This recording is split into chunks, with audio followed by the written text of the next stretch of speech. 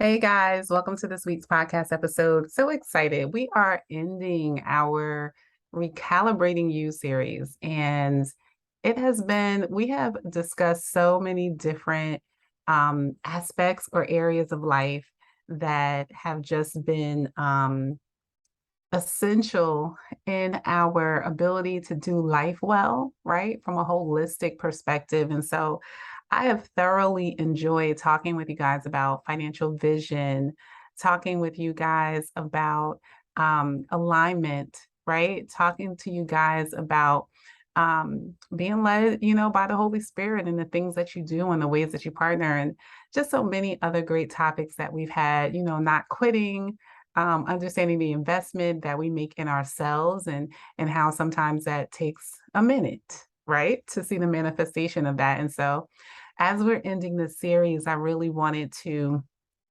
just touch on this last topic um, of discernment, right, and what discernment looks like, what it means, how it has benefited me, how I'm continuously reminded of the importance of it and allowing myself to operate in it. And so let's get to this week's topic, y'all. So when I think about discernment, right? So some people call discernment your intuition, right? Like my intuition, something is like off, something I'm not really feeling. There's something here that is like giving me bad energy. Like I'm not feeling these vibes. We use so many different words or different lingos to kind of express the same kind of concept, right? Of there being an unction or a feeling that is guiding us or leading us in a different direction, or maybe leading us towards something, right? And so for me, when I speak about discernment, I speak about the discernment from the Holy Spirit that we are able to operate in. In the Bible, that's a gift. That's a gift that God gives us and allows us to partake in as His sons and daughters, as believers in Him. And it's really simple. We can just ask for it. Like sometimes, like if I'm going to a meeting, right? Or if I'm having a meeting and it's like a big decision, maybe a major commitment that I'm about to make. I'll like a part of my prayer will be like, Lord, give me discernment. Let me understand, like, should I take this deal, or should I move in this direction, or should I dial back a little bit? Like what exactly um what direction are you calling me to move in, outside of what I can see? Because a lot of times, we see things look good. And then when we actually get in it, we realize that, that was off. Like, this was the worst decision that I could have made. And so I have, I have had that prayer time. I have asked for discernment, but I don't always do it. And so now I'm like, getting to a place where I understand that I need to continue to ask for discernment in all things, right? Even when I'm having like company over, even when I'm having friends, even when I'm just like, of like what I want to watch, or what I'm going to do, or should I, purchase this particular thing. I've tended to like kind of only keep it for like the bigger the bigger issues or the bigger things in life, like where I really just don't know, right? Like I'm about to make a major house purchase, or I'm about to purchase a car or something like that. Like just, give me discernment if they like trying to screw me over or whatever, right? And not in just everyday activities. And so I'm learning that I have to start doing this in everyday activities, right? If I want to be able to move with divine guidance, right? Move with divine understanding, that I'm going to need to be able to do this on a regular basis. So I just had a situation this week that reminded me of how beneficial just saying that prayer, just asking God to reveal some, things to me, but also how important it is to actually act on it, right? So I was I trying to figure out how to say this without like saying it, just in case, someone watches this.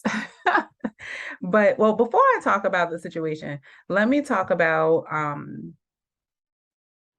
some of the feelings that I'll get when it comes to discernment for me. So, like I said earlier, I'll have a time where I just feel like things are off, right? Like things are just not, there's something off. I can't put my hand on it. I'm not 100% sure like what I'm not 100% sure how what it is. I can't really prove it, but what I can do is, or what I do know is that something's not completely settling with me. And when I recognize that something's not completely settling me, I'll do a couple of things. So one of the things that I'll do is I'll ignore it, right? I'll be like, well, girl, you're making too much of it. This looks really, really good. They're presenting this kind of way. So, I'll ignore it because often that's the thing I wanted to say.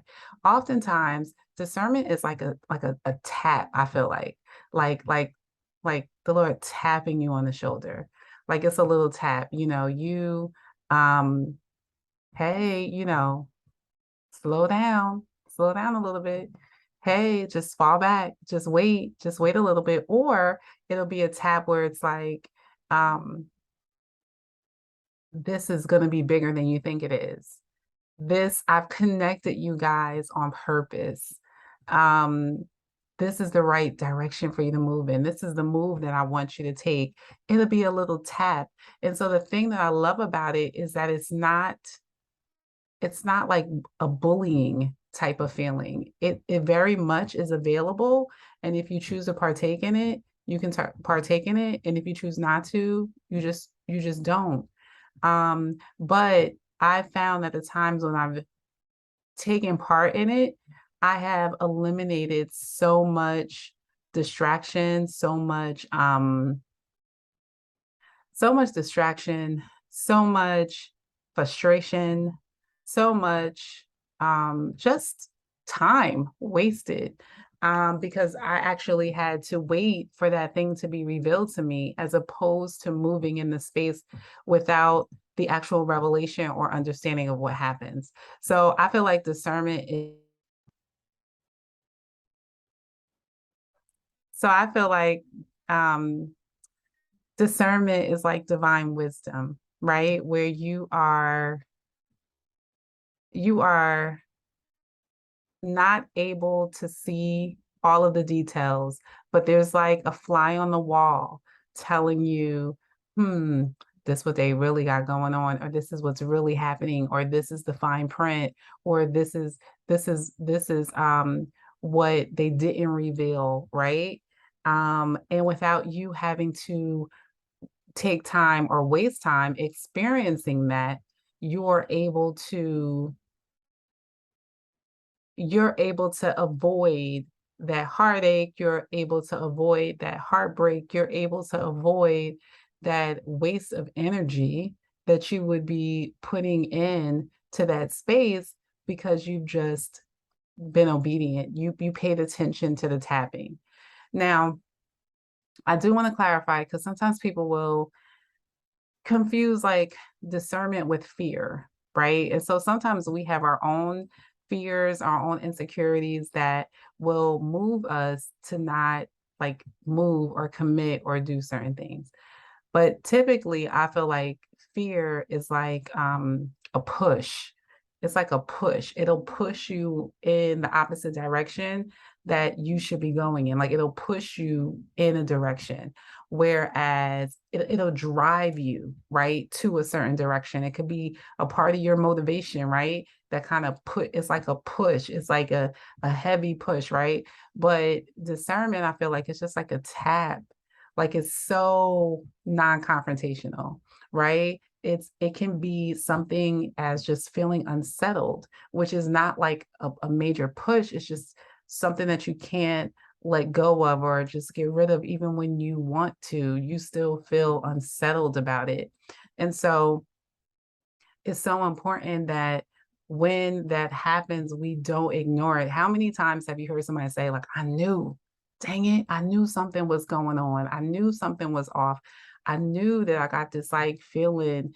Or, people like, yo, when such and such come in the room, the energy changes. It's like that energy is off. I don't even want to be in this space. Like those are things that we should not be ignoring. And sometimes we do. We do ignore it, whether it's because of the immediate benefit that we feel like we're going to get, or even a long-term benefit that we feel like we're going to get. But in the end, it always manifests itself. And just from my experience, when it does manifest itself, I'm at a loss with something, right? Whether it's just my frustration, my aggravation, whether it's my time, whether it's my money, whether it is my reputation because of what I've aligned with or what I've connected with, I've always lost something. And so I'm coming to the place and coming to the point where I'm just like, I need to make sure that before I do, just like everything, I'm like, Lord, just give me discernment. But even more importantly, that I listen to it. I take heed. I trust it, right? Like I trust it. I don't want to have to wait for things to have to fully reveal themselves before I I move, right? I don't want to ignore the unctions and the things that are unsettling to me, and just ignore them. And it doesn't always mean that you're not supposed to do it or you're not supposed to move in that way, but it could mean that maybe you have to research a little bit more. Maybe you have to sit back and watch a little bit more. Maybe you have to observe a little bit more. And I think we're so quick, and myself included, to just want to hurry up and do stuff. Like I want to check this off my list. I want to get this done. I want to check off. And a lot of times it's not just a check off. It's not just a signing on the paper. It's a long-term commitment, or it's the dealing with all the other things that come along with it, dealing with all the other issues. Like if it's a partnership or some type of collaboration, is dealing with all those other things. And there are things that you don't always know that you're going to encounter when you agree to something or when you commit to something. Like I thought I was committing to what was on paper. But lo and behold, I've committed to any insecurities you have. I've committed to any messiness that you do. I've committed to the way you time manage. I've committed to so many things that I didn't realize I was committing to, that, the Holy Spirit was trying to tap me and nudge me on the shoulder to, like, okay, you need to prepare yourself, or maybe this is not going to be the space for you because maybe you're not ready. You're not ready to deal with those things. And so this is kind of similar of what happened to me. I just kept getting this feeling that something was off, and I couldn't really pinpoint it, right? But I just, I went along anyway. And then as time would go by, little things would begin to reveal themselves. And I'm like, okay, I'm trying not to get annoyed. Like I'm trying not to get frustrated. And I tell you, every time it was like, okay, my frustration level was at 1, now it's at 2. Okay, fine, I could deal with 2.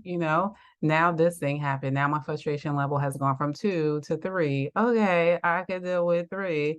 Now this thing, you know what I'm saying? And all these things. And it was like there was an unsettling before I even agreed to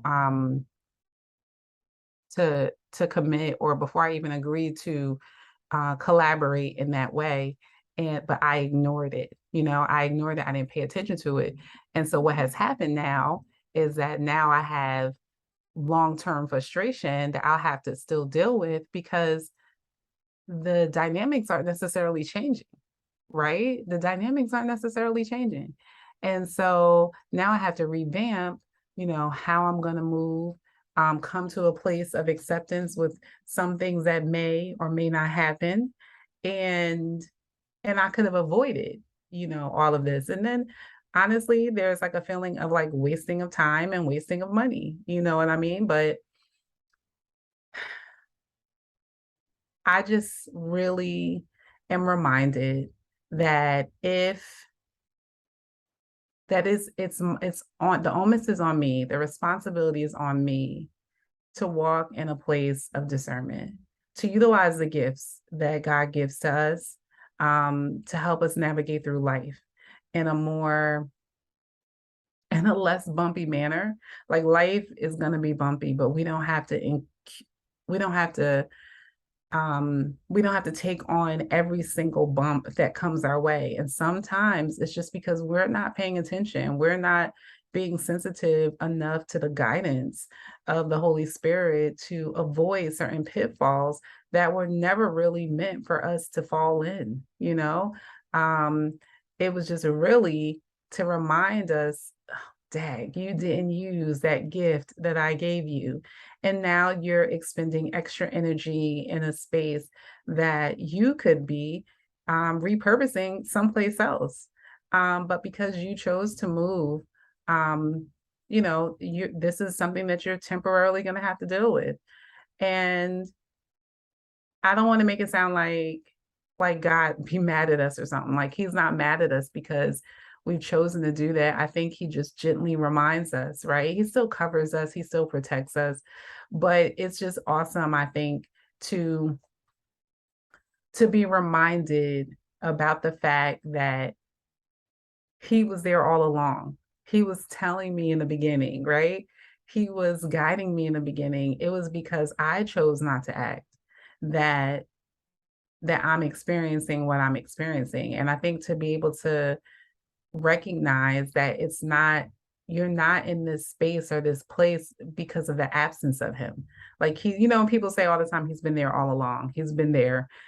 He absolutely has. Now, have I taken heed to all of the taps and the nudges and the gentle pushes that I've been given to move in the spaces that he actually designed for me? No, I haven't, right? And so sometimes I have to take detours and they may get a little bumpy. But with each detour, I am reminded that there is an easier route, right? There is an easier route through him. Easier doesn't mean that it's going to be without pain or without disruption. But I just think I waste less time, right? I'm able to get to where he's pulling me to or wanting me to be in, as opposed to having these distractions and detours that were unnecessary to the call on my life and the things that I've been called to do.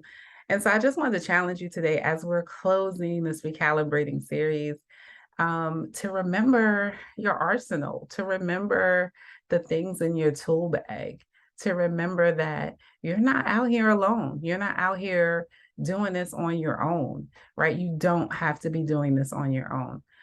You can very well be in partnership with the Holy Spirit, and you can also allow the spirit of discernment to help you navigate through those rough terrains. And I oftentimes think of I'm married, but there are some people that are not married. They're single, they're out here. Maybe you don't have family, maybe you don't have people that you can depend on, but you can be reminded and encouraged that you're not alone. Like, with his discernment can help guide you and lead you.